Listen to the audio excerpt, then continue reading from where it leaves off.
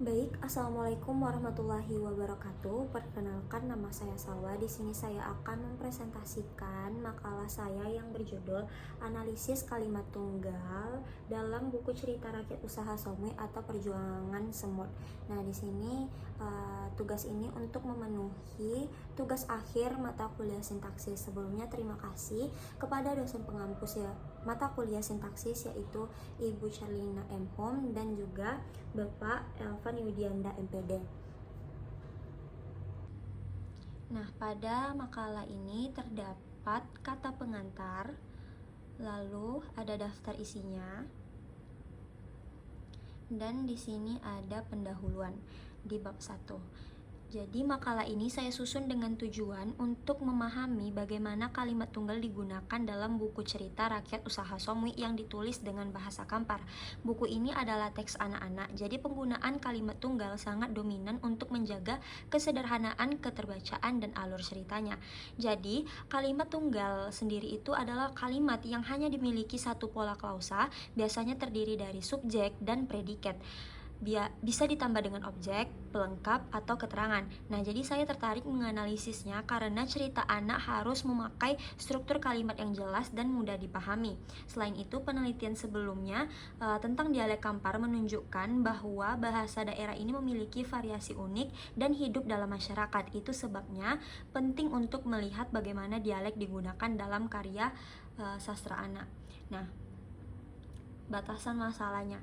Jadi di sini batasan masalahnya itu yang pertama kalimat tunggal dalam buku usaha Somwi, yang kedua analisis struktur sintaksisnya seperti subjek, predikat, objek, pelengkap, dan keterangan. Yang ketiga tidak membahas kalimat menjemu atau unsur lainnya.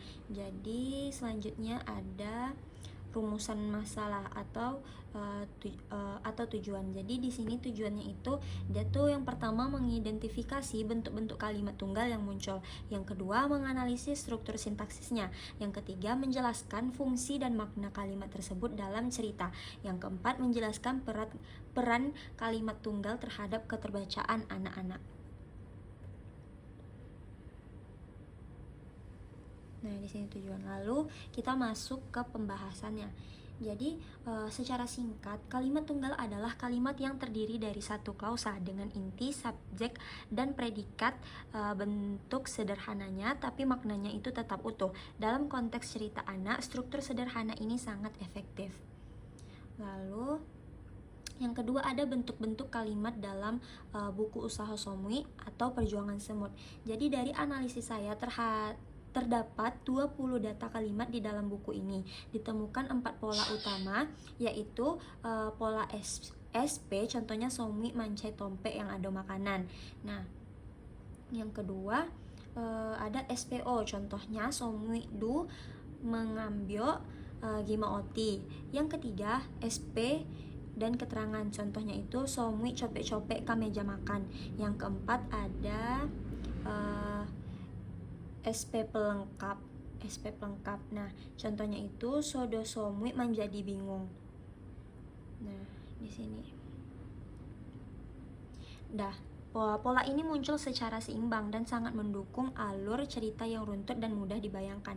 Nah, jadi selanjutnya struktur sintaksis kalimat tunggal dalam buku usaha Somwi atau Perjuangan Semut. Nah, jadi saya melihat unsur sintaksis yang membentuk kalimat tunggal. Yang pertama itu ada subjek, ada predikat, ada objek, dan keterangan, lalu pelengkap.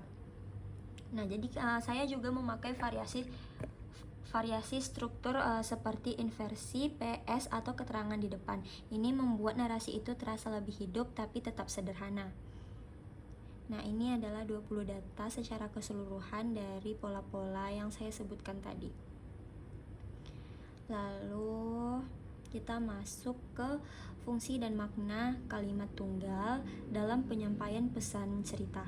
Nah, jadi kalimat tunggal dalam cerita ini memiliki beberapa fungsi. Yang pertama itu fungsi naratif, dia itu menggerakkan alur.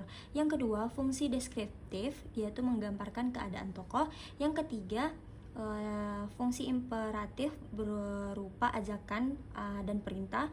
Lalu fungsi moral menyampaikan nilai kerja keras, kebersamaan, dan tanggung jawab. Karena kalimatnya pendek, makna moral mudah dipahami oleh pembaca anak. Selanjutnya itu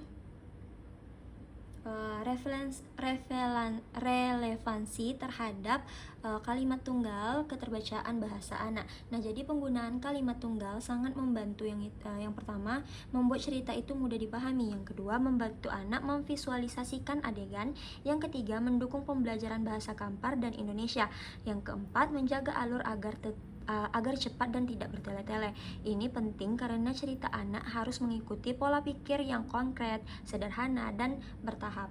Nah, selanjutnya itu ada penutup. Jadi kesimpulannya, dari analisis saya dapat disimpulkan bahwa kalimat tunggal sangat dominan dalam buku Usaha Hosomi dan memiliki peran penting dalam penyampaian cerita. Struktur sederhana membuat cerita itu mudah dipahami, tetapi tetap mampu menyampaikan nilai moral seperti kerja keras dan kebersamaan.